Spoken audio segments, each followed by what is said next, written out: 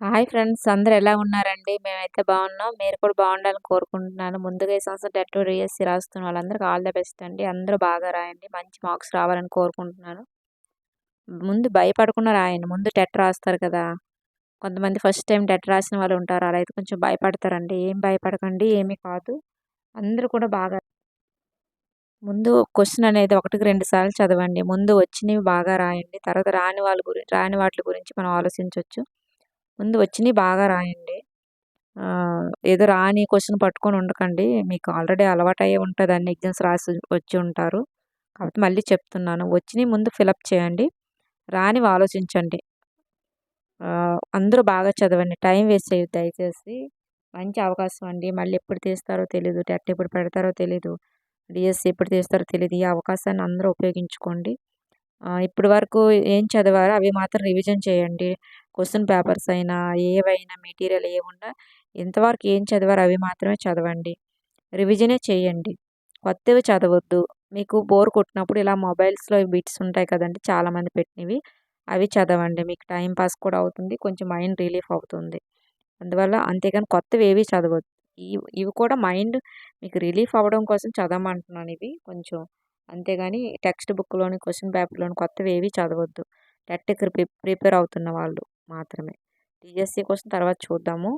ముందు టెట్ మాత్రం బాగా రాయండి. మంచి మార్క్స్ వస్తే మీకు డీఎస్సీలో వెయిటేజ్ ఇస్తాడండి. అసలు చాలా వాల్యుబుల్ మనకి ఇక్కడ టెట్ మార్క్స్ అనేవి డీఎస్సీలో మార్క్స్ కలిపేటప్పుడు. ఓకే అండి. ఈరోజు టాపిక్ ఏంటంటే సైకాలజీ బిట్స్ అండి. చాలా ఇంపార్టెంట్ బిట్స్. వీడియో మాత్రం స్కిప్ చేయకుండా చూడండి. నేను ముందు కూడా చాలా వీడియోస్ చేశాను సైకాలజీకి సంబంధించి. అలాగే కంటెంట్స్ కూడా చేశానండి. ఒకసారి చూసుకోండి. అన్నీ చేశాను. ఇంగ్లీష్ చేశాను. సైన్స్, సోషల్, తెలుగు అన్నీ కూడా చేశాను. ఒకసారి చెక్ చేసుకోండి ఛానల్‌ని. కొత్త వాళ్ళైతే. పాత వాళ్ళైతే వాళ్ళు డైలీ చూస్తుంటారు. ఓకే అండి. ఇప్పుడు మనం బిట్స్‌లోకెళ్దాం. వికాసం అంటే ఆకారాలను, ప్రకార్యాలను సమైక్యం చేసి విశదపరిచే సంక్లిష్ట ప్రక్రియ అన్నవారు ఎవరు అంటున్నారండి? మనకి ఇక్కడ ఆప్షన్ 1 అండి. అండర్సన్. వికాసం అంటే ఆకారాలను, ప్రకార్యాలను సమైక్యం చేసి విశదపరిచే సంక్లిష్ట ప్రక్రియ ఎవరన్నారు అంటే అండర్సన్ అండి. మనకు ఆప్షన్ 1 అనేది ఇక్కడ కరెక్ట్ అవుతుంది. నెక్స్ట్ మనం చూసుకుంటే రెండోదండి. తప్పుగా జతపరచబడిన జత ఏంటి? తప్పుగా జతపరచబడిన జత ఏది అన్నాడంటే మనకి ఇక్కడ ఆప్షన్ 3 అండి. మనకి ఇక్కడ ఆప్షన్ 3 అనేది కరెక్ట్ అవుతుంది.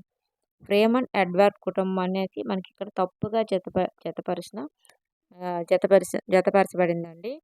మిగతావన్నీ డగ్డేల్, జ్యూక్ కుటుంబం, గొడార్డ్, మార్టిన్ కల్లికాక్ కుటుంబం, నెక్స్ట్ పియర్సన్ డార్విన్ కుటుంబం ఇవన్నీ కరెక్టే అండి. కానీ ఫ్రేమన్ ఎడ్వర్డ్ కుటుంబం అనేది రాంగ్ అండి.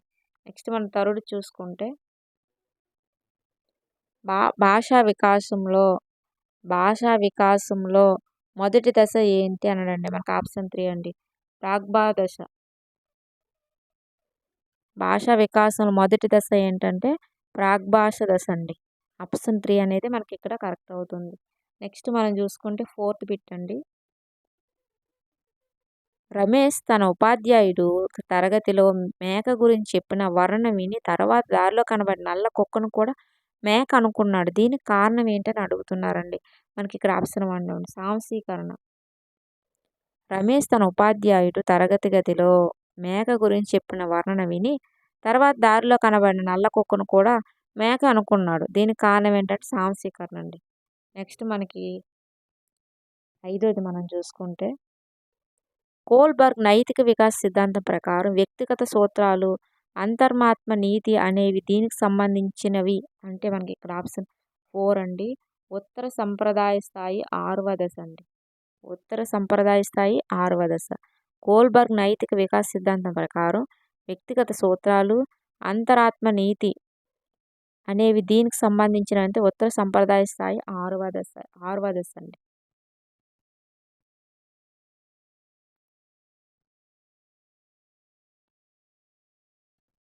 నెక్స్ట్ ఆరోదండి. ఆరోది చూసుకుంటే ఎరిక్సన్ ప్రకారం క్రీడా దశలో పిల్లలు ఎదుర్కొనే సాంఘిక క్లిష్ట పరిస్థితి ఏంటంటే మనకు ఆప్షన్ 4 అండి. చొరవ తప్పు చేశానన్న భావం. చొరవ తప్పు చేశానన్న భావనండి. ఎరిక్సన్ ప్రకారం క్రీడా దశలో పిల్లలు ఎదుర్కొనే సాంఘిక క్లిష్ట పరిస్థితి ఏంటంటే చొరవ లేదా తప్పు చేశాననే భావన అండి. మనకు ఆప్షన్ 4 అనేది కరెక్ట్ అవుతుంది. నెక్స్ట్ మనకి ఏడోదండి. మనకి ఏడోది చూసుకుంటే రావణ్ స్టాండర్డ్ ప్రోగ్రెసివ్ మాట్రిసిన్ అనేది ఏంటండి? రావణ్ స్టాండర్డ్ ప్రోగ్రెసివ్ మాట్రిసెస్ అనేది ఏంటి అని అడుగుతున్నాడండి. మనకి ఇక్కడ ఆప్షన్ 2 అండి. సామూహిక ప్రజ్ఞా పరీక్ష.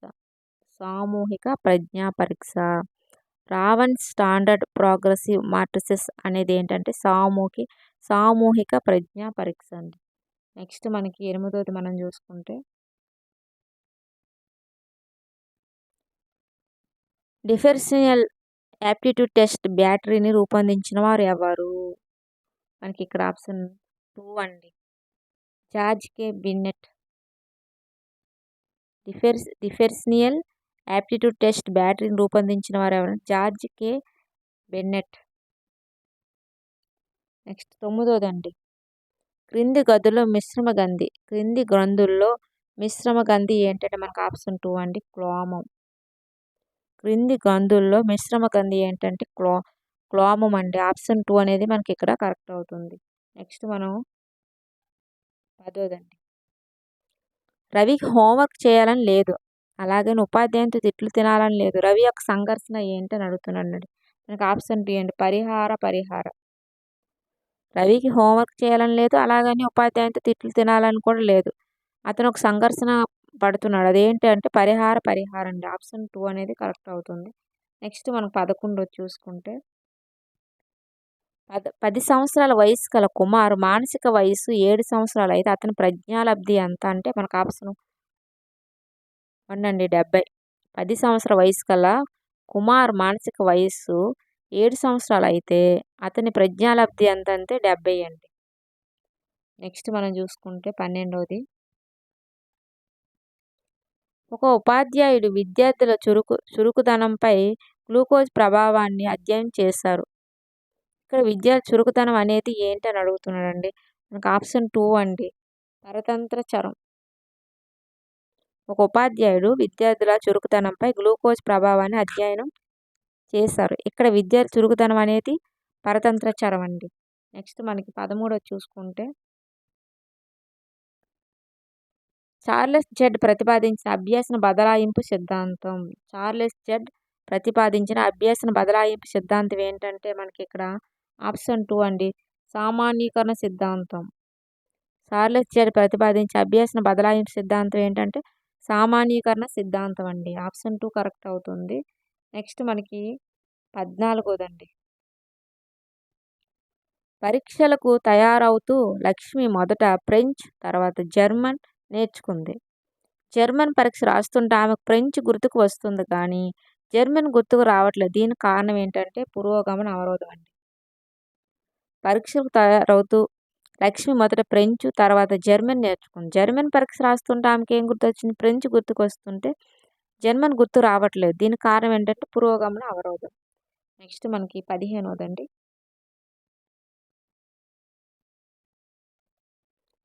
రజాక్ ఒక అర్ధరహిత పదాల జాబితాను 18 ప్రయత్నాలు చదివి నేర్చుకున్నాడు. 1 నెల తర్వాత అదే జాబితాను మరలా నేర్చుకోమనగా ఈసారి 9 ప్రయత్నాల్లో నేర్చుకోగలిగిన అతని పొదుపు గణన ఏంటని అడుగుతున్నాడండి. మనకు ఆప్షన్ 3 అండి. 50%. రజాక్ ఒక అర్ధరహిత పదాల జాబితాను 18 రోజులు చదివి నేర్చుకున్నాడు. మళ్ళీ 1 నెల తర్వాత 9 ప్రయత్నాలు చేసి నేర్చుకోగలిగాడు. అతని పొదుపు గణన ఏంటంటే 50% అండి. నెక్స్ట్ మనకి 16ది.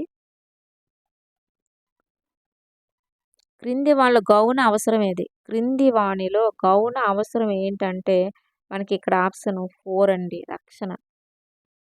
గౌణ అవసరం దేనికి సంబంధించిందండి? రక్షణ అండి. నెక్స్ట్ 17ది. క్రింది వానిలో జ్ఞానాత్మక రంగానికి చెందినది. క్రింది వానిలో జ్ఞానాత్మక రంగానికి చెందినది అంటే ఆప్షన్ 1 అండి. సంశ్లేషణ. జ్ఞానాత్మక రంగానికి చెందినది ఏంటంటే సంశ్లేషణ అండి. నెక్స్ట్ మనకు 18ది. వైగోట్స్కి ప్రకారం పిల్లల్లో ప్రైవేటు ప్రసంగం కనబడే వయస్సు ఏంటంటే ఆప్షన్ 1 అండి. 3 సంవత్సరాలు. వైగోట్స్కి ప్రకారం పిల్లల్లో ప్రైవేట్ ప్రసంగం కనపడే వయస్సు ఏదంటే 3 సంవత్సరాలండి. నెక్స్ట్ మనకు 19 పావులో ప్రయోగం ఆహారం అనేది. ప్రాయు పావులో ప్రయోగంలో ఆహారం అనేది ఏంటి అంటే మనకు ఆప్షన్ 2 అండి. నిర్నిబంధిత ఉద్దీపన. నిర్నిబంధిత ఉద్దీపన కింద వస్తదండి. పావులో ప్రయోగంలో ఆహారం అనేది నిర్నిబంధిత ఉద్దీపన కింద వస్తది. నెక్స్ట్ మనం చూసుకుంటే 20ది కార్యసాధక నిబంధనను ఇలా కూడా అంటారు. కార్యసాధక నిబంధనను ఇలా కూడా అంటారు. కార్యసాధక నిబంధనను ఇలా కూడా అంటారంటే మనకు ఆప్షన్ 4 అండి. పరికరమాత్మక నిబంధన. పరికరమాత్మక నిబంధన అండి. కార్యసాధక నిబంధనను ఎలా కూడా అంటారంటే పరికరమాత్మక నిబంధన అండి. నెక్స్ట్ మనకి 21ది గెస్టాల్ట్. గెస్టాల్ట్ అనే పదానికి అర్థం ఏంటి? గెస్టాల్ట్ అనే పదానికి అర్థం ఏంటంటే మనకు ఆప్షన్ 4 అండి. సమాగ్రకృతి అండి. గెస్టాల్ట్ అనే పదానికి అర్థం ఏంటంటే సమాగ్రకృతి అండి. నెక్స్ట్ మనకి 22ది క్రింది వానిలో బందూరా ప్రతిపాదించిన అభ్యాసన ప్రక్రియలోని 4 అంశాల్లో లేనిది అన్నాడండి. 4 అంశాల్లో లేనిదని మనకి ఇక్కడ అడగడం జరిగింది. మనకి ఇక్కడ ఆప్షన్ 4 అండి. విరమణము లేనిది అన్నాడు. 4 అంశాల్లో లేనిది విరమణము. నెక్స్ట్ 23ది ఆర్టీ యాక్ట్ 2009 ప్రకారం ఒక విద్యా సంవత్సరంలో 6 నుండి 8వ తరగతి వరకు నిర్దేశించిన బోధనా గంటల సంఖ్య ఎంతని అడుగుతున్నాడండి. ఆర్టీ యాక్ట్ 2009 ప్రకారం ఒక విద్యా సంవత్సరం 6 నుండి 8వ తరగతి వరకు నిర్దేశించిన బోధనా గంటలు ఎన్నని అడుగుతున్నాడండి. మనకు ఆప్షన్ 3 అండి 1000. 6 నుంచి 8వ తరగతి అండి. అదే మనకి 1 నుంచి 5వ తరగతులు అంటే 800 గంటలు. ఈ 6 నుంచి 8వ తరగతి క్లాసులు ఒకసారి గుర్తు చేసుకోండి. మనకు ఆప్షన్ 3 అనేది కరెక్ట్ అవుతుంది. నెక్స్ట్ 24దండి శ్రేష్ఠ గ్రహణ అంటే మిశ్రమ కౌన్సిలింగ్ ప్రవేశపెట్టిన వారు. శ్రేష్ఠ గ్రహణ మిశ్రమ కౌన్సిలింగ్ను ప్రవేశపెట్టిన వాళ్ళు ఎవరు అంటే మనకు ఆప్షన్ 1 అండి. ఎఫ్సి థార్న్ అండి. నెక్స్ట్ మనకి 25ది నిర్దేశిత నాయకత్వంలో అంటే ఏంటండి ఆప్షన్ 2 అండి. నాయకుడు మాత్రమే నిర్ణయాలు తీసుకుంటాడు. నిర్దేశిత నాయకత్వంలో నాయకుడు మాత్రమే నిర్ణయాలు తీసుకుంటాడు. నెక్స్ట్ 26 అలెక్సియా అనేది ఏంటంటే పఠన సంబంధ వైకల్యం. అలెక్సియా అంటే ఏంటంటే పఠన సంబంధ వైకల్యం అండి. నెక్స్ట్ మనం చూసుకుంటే 27 సహచర్య సహకార అభ్యాసనాలు 2. సహచర్య సహకార అభ్యాసనాలు 2 అంటే మనకు ఆప్షన్ 2 అండి. విద్యార్థి కేంద్రీకృతమైనవి. సహచర్య సహకార అభ్యాసనాలు 2 ఏంటంటే విద్యార్థి కేంద్రీకృతమైనవి అండి. నెక్స్ట్ మనం చూసుకుంటే 28దండి వీడియో కానీ నచ్చితే లైక్ చేయండి, షేర్ చేయండి, సబ్స్క్రైబ్ చేయండి ఫ్రెండ్స్. చాలా ఇంపార్టెంట్ బిట్స్ ఇవి. బ్రోనర్ ప్రతిపాదించిన సిద్ధాంతం ఏంటంటే బోధన లేదా శిక్షణ సిద్ధాంతం. బోధనా సిద్ధాంతం లేదా శిక్షణ సిద్ధాంతం అండి. బ్రోనర్ ప్రతిపాదించిన సిద్ధాంతం ఏంటంటే బోధన లేదా శిక్షణ సిద్ధాంతం.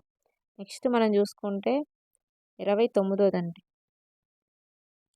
ఎన్సిఎఫ్ 2005లో సంస్థాగత సంస్కరణలు ఈ అధ్యయనంలో చర్చించబడ్డాయి. 2005లో సంస్థాగత సంస్కరణలు అండి ఈ అధ్యయనంలో చర్చించబడ్డాయి అంటే మనకు ఆప్షన్ 4 అండి. 5వ అధ్యాయం ఎన్సిఎఫ్ 2005 సంస్థాగత సంస్కరణలో 5వ అధ్యయనంలో చర్చించబడ్డాయండి సంస్కరణలు. నెక్స్ట్ మనం చూసుకుంటే 30వ బిట్ అండి లాస్ట్ బిట్